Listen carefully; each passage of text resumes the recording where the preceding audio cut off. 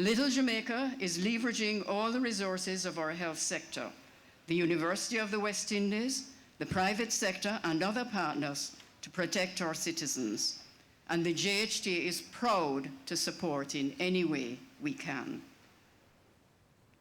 It is no secret that the global tourism sector has been devastated by the COVID-19 pandemic.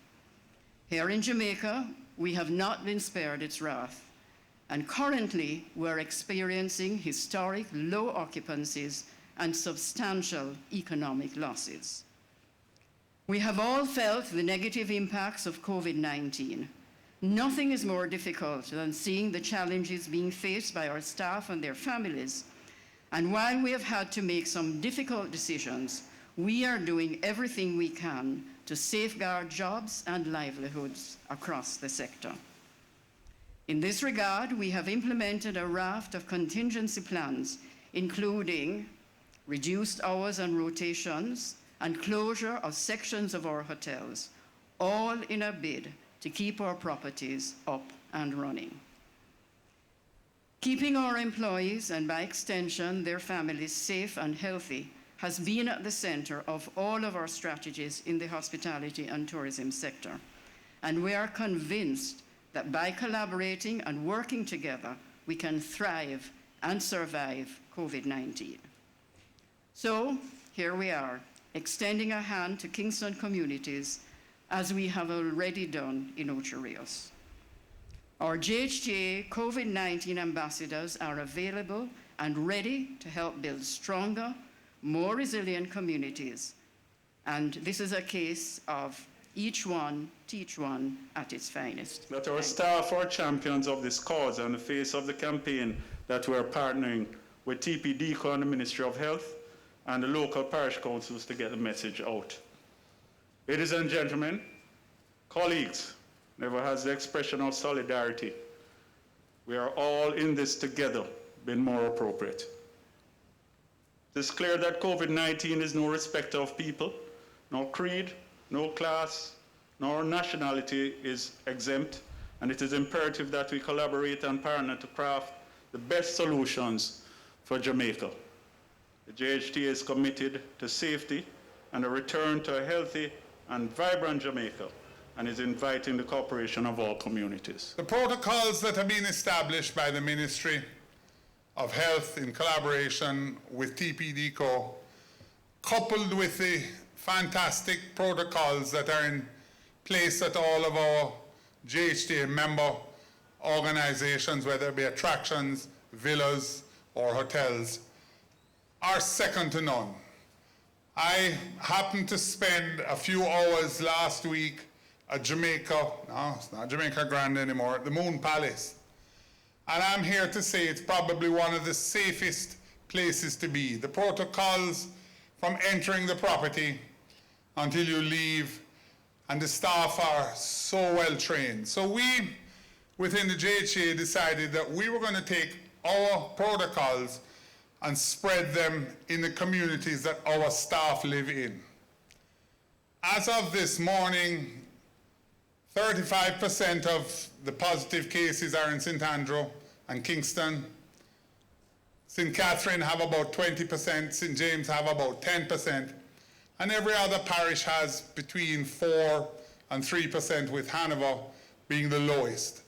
And we wanted to keep the protocols alive in the various rural communities that we operate in, and our chapter here in Kingston, where our staff come from.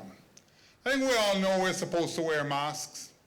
I think we all know we're supposed to distance, wash our hands, sanitize. But there are lots of people that need reminding from time to time. We will do something when we're going into a shop because we have to do it to go into the shop, but we come out and we forget what our protocols are. So we decided that the staff within each of the organizations would target 2 or 3 specific areas near to where many of the staff came from. The Moon Palace have been absolutely phenomenal. They've targeted Buckfield, Content Garden and the center of Hoteliers, where a lot of their team members come from. Jewel, Paradise have taken over Runaway Bay, Discovery Bay, and next week are going into Brownstown. The Golden Eye Foundation already own our Arquebessa, but are continuing to spread their word. The Rio Hotel of Hoteliers continue to work in the Stairtown community. Sandals are assisting in the exchange community, and the lists go on and on. They go and they speak at churches, they go into town centers and assist with reminding people what the protocols are. And we partnered with the Tourism Enhancement Fund, who so kindly have donated 10,000 masks to us. And we are handing these 10,000 masks out in our various communities to give people that opportunity to have a mask. We take it for granted that everybody has one, but it's probably not fair. We recognize a lot of school children don't have masks, and the TEF have been very kind to have them made in the appropriate sizes. But it's been phenomenally successful. We're out in the community. The communities respect what the hotels are saying. We launched a jingle competition where we asked the staff in our hotels to come up with a song. Not that I plan to sing it for you today, but a lifeguard of Couples Tour Isle came up with a song and have won the jingle competition for the Hoteliers area. And we are charging the Kingston chapter today to come up with their unique ways to spread the 4 protocol pillars, that is distancing, face masks, sanitizing, and washing of hands, throughout the communities that our staff come from. We've received phenomenal assistance from the Ministry of Health and Wellness, and in the area of Hoteliers, Dr. Henry and her twin sister, Dr. Henry, who head up St. Anne and St. Mary, and Dr. Ware have been very helpful, providing information for us and going into the communities. As we speak, yesterday, they were in the town center of Hoteliers launching reminders of the protocols as well as dengue fever alerts, and they were partnered with our JHTA ambassadors. Later this week, we're going into Brownstown and St. Anne's Bay, and early in December, we're going to be going into St. Mary. Later in December, our chapter will be also going to Port Antonio to assist to drive those protocols home to the folk of Portland. We strongly believe that when Jamaica has 0 cases of COVID-19 or very limited amounts, our visitors are going to come back. We get phone calls and emails from our guests, returning guests. We want to come home, but we're nervous. We're nervous that we're going to catch COVID-19. And until we can eradicate it along the tourism areas or get it to a very small number, it's going to be very difficult. And our minister will be given a basket to carry water if we can't keep our country clean here and keep our citizens COVID-free. I have said from early in April, there are a few jobs in my life that I always wanted, but I can tell you, being a leader of Jamaica during COVID times, and they went and got themselves elected again, my hat goes off to you and all the government ministers, sir, because you have a thankless task. The curfews will never be enough, or they'll be too much. The quarantines will be too long or too little. Full support to you, sir, because we need a lively economy with live people to welcome our tourists here, and they do go hand in hand for sure.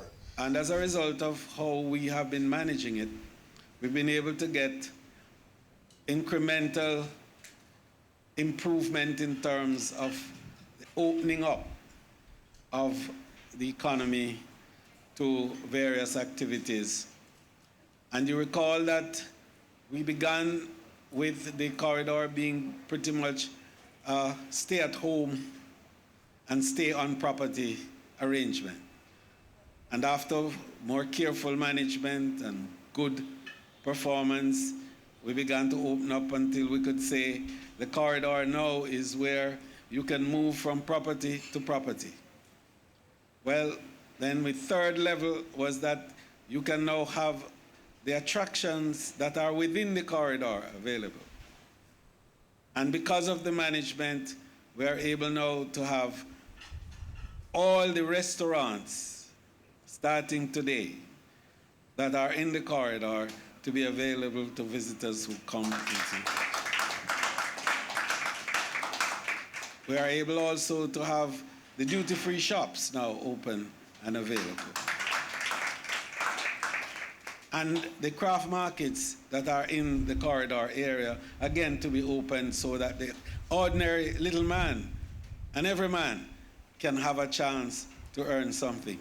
And then we have managed also to expand to include some of the attractions that are outside of the corridor, including Wyeth Falls in St. Elizabeth, and that's very, very important. So as you continue to manage better and to do more, which is the point we were making a while ago, and this ambassador program is going to help us to manage even better so that we can say that our visitors moving from one part to the other, following the protocols, will reduce the level of infection. And the good news in all of this is that the incidence of infection along the corridor has been remarkably low. So low that it's an example of how to manage any area in the country. The death has been zero in the corridor. The level of infection of tourists coming to Jamaica has been remarkably low, indeed is zero. And all these are very positive things that you in the industry have been able to do and to show that if we all bind properly together and work and observe the protocols, you're right, Camille, we can beat COVID when the vaccine comes.